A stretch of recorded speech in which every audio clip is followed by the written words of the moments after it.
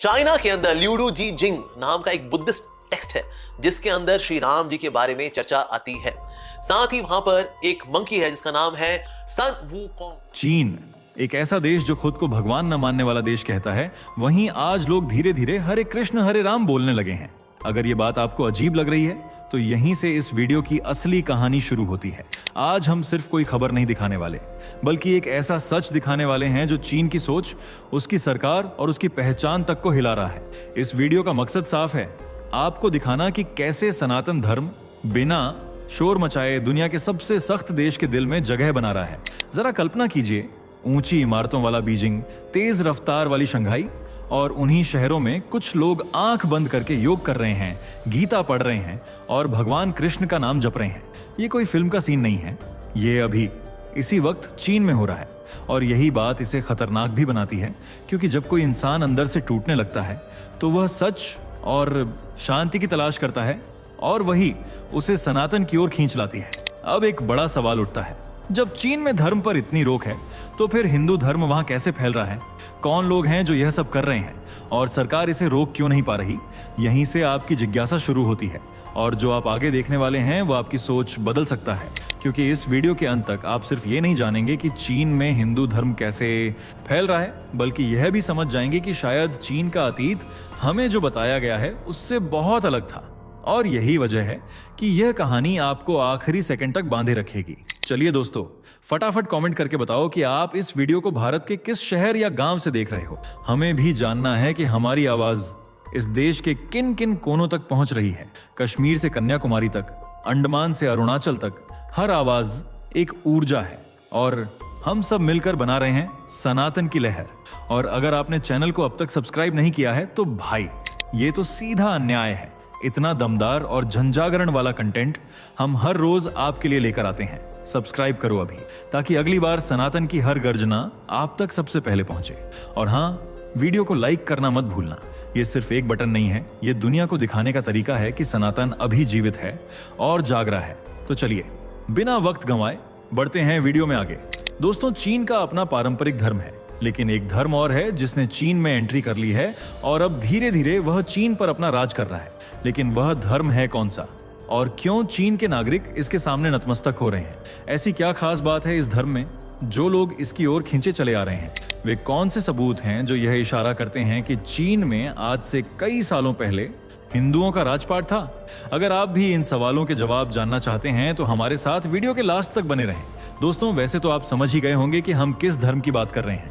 जी हाँ, सही समझे, हम बात कर रहे हैं दुनिया के तीसरे सबसे बड़े धर्म हिंदू धर्म के बारे में, जिसके अनुयायी आज सभी देशों में फैले हुए हैं। एक जनगणना के अनुसार भारत में ही लगभग 96.6 करोड़ यानी 966 मिलियन हिंदू हैं, जो कुल जनसंख्या का करीब 79.8% है। भारत के अलावा आज मुस्लिम और विदेशी देशों में भी हिंदुओं का वर्चस्व बढ़ता जा रहा है, चाहे वह घाना हो या ऑस्ट्रेलिया। और अब तो चीन में भी सनातन धर्म के फॉलोअर्स बढ़ते जा रहे हैं। सनातन धर्म ने चीन में अपनी मजबूत पकड़ बना ली है। अब चीनी लोग हरे कृष्ण हरे राम का राग जप रहे हैं और चीन में मंदिरों का निर्माण हो रहा है, जिस वजह से सरकार परेशान हो चुकी है, क्योंकि वह चीन को एक नास्तिक देश कहती है। लेकिन सनातन फॉलोअर्स लगातार बढ़ते ही जा रहे हैं। बता दें, चीन की आबादी 2024 के लास्ट तक लगभग 1.408 बिलियन यानी 140.8 करोड़ थी। इस पॉपुलेशन का करीब 52.1% हिस्सा किसी भी धर्म से नहीं जुड़ा हुआ है, यानी वे नास्तिक या गैर धार्मिक हैं, जिन्हें इस बात पर विश्वास ही नहीं है कि दुनिया को बनाने वाला भगवान है, बल्कि वे धार्मिकता से ज्यादा वैज्ञानिक सिद्धांतों पर विश्वास करते हैं। इसके बाद 21.9% आबादी चीनी लोक धर्म का पालन करती है, 18.2% आबादी बौद्ध धर्म का पालन करती है, 5.1% ईसाई धर्म का पालन करती है, जबकि 1.8% हिस्सा इस्लाम का और 0.7% ताओवाद सहित अन्य धर्मों से लोग ताल्लुक रखते हैं। बता दें, ताओवाद चीन का एक प्राचीन धर्म है। इस धर्म में ध्यान साधना, योग और प्राकृतिक जीवन शैली पर जोर दिया जाता है। हालांकि चीन में सरकार द्वारा धर्म को मानने पर कई तरह की पाबंदियां लगाई गई हैं, फिर भी ताओवाद चीन की सरजमीन से जुड़ा हुआ है। सरकार चाहती है कि लोग भगवान को न माने, लेकिन ऐसा हो नहीं पा रहा है। लोग बौद्ध धर्म, ताओवाद, इस्लाम का तो पालन कर ही रहे हैं, साथ ही अब सरकार की नाक के नीचे एक और धर्म ने सिर उठाना शुरू कर दिया है और वह है सनातन धर्म।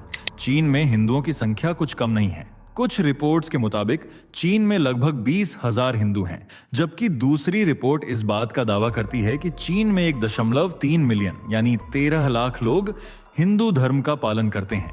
हालांकि आधिकारिक तौर पर हिंदू धर्म चीन के 5 मान्यता प्राप्त धर्मों में से नहीं है और यह संख्या कुल आबादी का एक छोटा सा हिस्सा है, पर अब इनकी आबादी बढ़ती जा रही है। चीन में लगातार लोग सनातन की तरफ खींच रहे हैं और सरकार के इतने सख्त नियमों के बाद भी इस धर्म को दिल से कबूल कर रहे हैं, क्योंकि उन्हें शांति और सुकून सनातन में मिला है। हरे कृष्ण हरे राम का जाप करके वे अपनी आत्मा को शुद्ध कर रहे हैं। हालांकि ऐसा नहीं है कि इन्होंने अपने धर्म को पूरी तरह से छोड़ दिया है और हिंदू धर्म को अपना लिया है, बल्कि वे अपने धर्म के साथ रहकर सनातन धर्म को अपना रहे हैं और अपनी आत्मा को परमात्मा से जोड़ रहे हैं, वो भी योग के जरिए।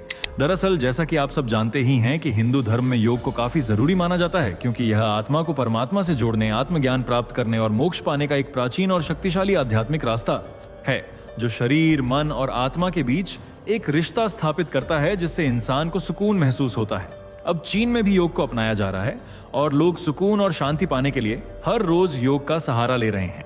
इसके अलावा भगवत गीता, उपनिषद जैसे धार्मिक ग्रंथों के बारे में भी जानकारी ले रहे हैं। कई चीनी सिटीजन ने भगवत गीता का चीनी वर्जन पढ़ा है और उसमें लिखी बातों को पढ़कर काफी इंप्रेस हुए हैं। भगवत गीता में उन्हें जीवन के अर्थ, कर्तव्य, धर्म और कर्म के महत्व को समझाया गया है। साथ ही भगवान श्री कृष्ण द्वारा अर्जुन को दिए गए उपदेशों का संग्रह भी भगवत गीता में ही है, जो जीवन, कर्म, धर्म, आत्मा और परमात्मा के बारे में गहरा ज्ञान देती है, जिसमें कर्म योग, ज्ञान योग और भक्ति योग के जरिए सही जीवन जीने और मोक्ष पाने का रास्ता बताया गया है। इसलिए ज्यादातर चीनी नागरिकों के दिलों में भगवत गीता के विचार बस चुके हैं। हरे कृष्ण महामंत्र और कीर्तन अब यहाँ आए दिन होते रहते हैं। बहुत से लोग इसे स्पिरिचुअल वाइब्रेशन मानते हैं और लगातार हिंदू धर्म को लाइफस्टाइल के रूप में अपना रहे हैं। अपने धर्म को छोड़े बिना इसके विचारों को अपने मन में समेट रहे हैं। लेकिन यहाँ हिंदू धर्म पहुंचा कैसे, ये सवाल बहुत से लोगों के जहन में घूम रहा होगा। तो बता दें, चीन में सनातन को फैलाने का क्रेडिट इस्कॉन को दिया जाता है, जिसे आमतौर पर हरे कृष्ण आंदोलन कहा गया है, और इसकी स्थापना साल 1966 में भक्ति वेदांत स्वामी प्रभुपाद ने की थी, जिन्होंने कई देशों में भगवत गीता को लोगों तक पहुंचाया। लेकिन चीन में यह इतना आसान नहीं था, क्योंकि धार्मिक एक्टिविटीज पर सरकार की नजर थी। पर फिर भी आध्यात्मिक योग और शांति की खोज ने इस्कॉन को चीन में एंट्री दिला दी और धीरे धीरे उन्होंने लोगों को हिंदू धर्म के बारे में बताया। शुरुआत में बीजिंग, शंघाई, ग्वांगझो जैसे शहरों में छोटे छोटे भक्ति ग्रुप्स का जन्म हुआ, जिन्होंने लोगों को सनातन की अच्छाइयों से रूबरू करवाया। हालांकि ऐसा भी कहा जाता है कि चीन पहले हिंदू राष्ट्र हुआ करता था और इसके सबूत आज देखने को भी मिल रहे हैं। दरअसल पंडित रघुनंदन शर्मा की किताब वैदिक संपत्ति और हिंदू धर्म विश्वकोश में इस बात का जिक्र किया गया है कि चीन एक समय पर हिंदू देश हुआ करता था।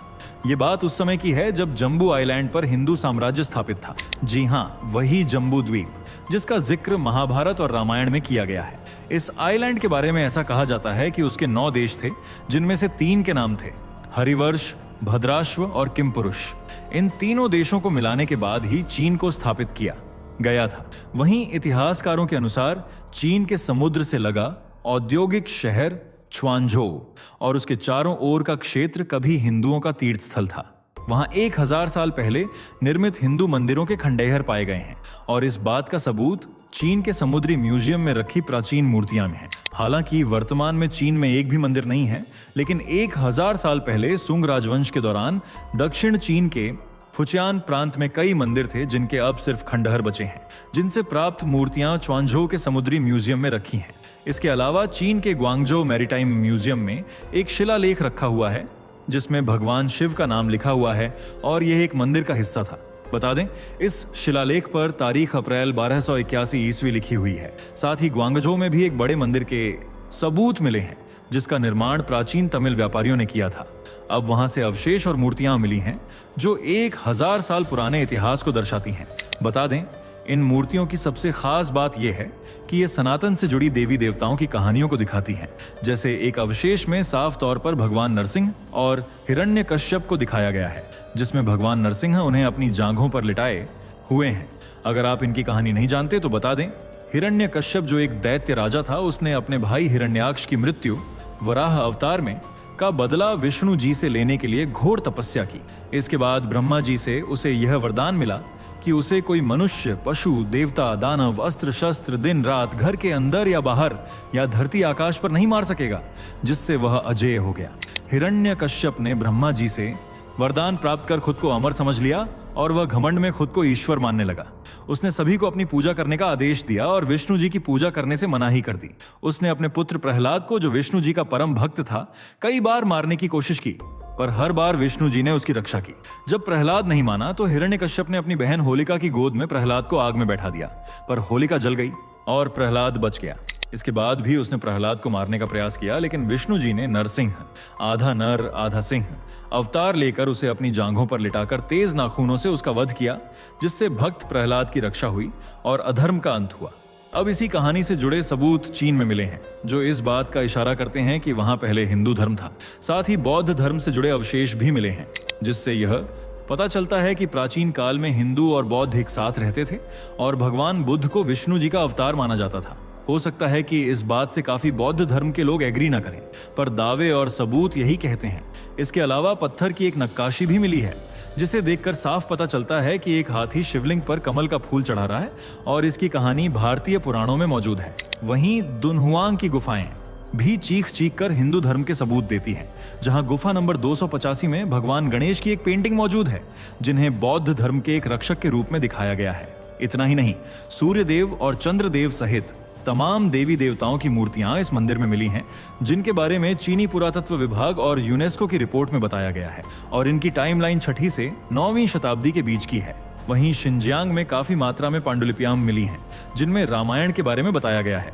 इतना ही नहीं, आज जिन देवी देवताओं को चीन में पूजा जाता है वे हिंदू धर्म से जुड़े हुए हैं, जैसे हनुमान जी, जिनका नाम सीधे तौर पर तो नहीं लिया जाता, लेकिन उनकी तरह ही एक लोकप्रिय भगवान है और उनका नाम है सुन वुकोंग, यानी मंकी किंग, जिन्हें जर्नी टू द वेस्ट नामक चीनी उपन्यास में दर्शाया गया है। कई विद्वान मानते हैं कि सुन वुकोन का चरित्र हनुमान जी से प्रेरित है, क्योंकि दोनों के पास अद्भुत शक्तियां हैं। सुन वुकोन के पास भी हनुमान जी की तरह एक शक्तिशाली गदा है। इसके अलावा मां सरस्वती और भगवान इंद्र जैसे देवी देवता भी चीन में पूजे जाते हैं, जिनके बस नाम बदल दिए गए हैं। इससे यह पता चलता है कि आज जो चीन खुद को नास्तिक बताता है, वह कभी हिंदुओं की पहचान हुआ करता था। जबकि आज की स्थिति की बात करें तो चीन में करीब 13 लाख हिंदू मौजूद हैं, जिनमें भारतीय बहुत कम हैं, जबकि बाकी देशों के हिंदू काफी ज्यादा हैं। पर हो सकता है कि आने वाले वक्त में यह संख्या और बढ़ जाए। तो दोस्तों, आपको क्या लगता है, क्या चीन में हिंदू धर्म के लोगों की संख्या बढ़ पाएगी? क्या चीन सच में एक हिंदू देश था? अपनी राय कमेंट में जरूर बताएं। वीडियो को लाइक और शेयर करके हमारे चैनल को सब्सक्राइब कर लें। मिलते हैं अगली वीडियो में, तब तक के लिए बाय बाय। दोस्तों, आपकी स्क्रीन पर 2 और वीडियो दिख रही हैं, जिसे देखने के लिए आप स्क्रीन पर क्लिक करें। दोनों देखिएगा, बहुत अच्छी वीडियो बनी है।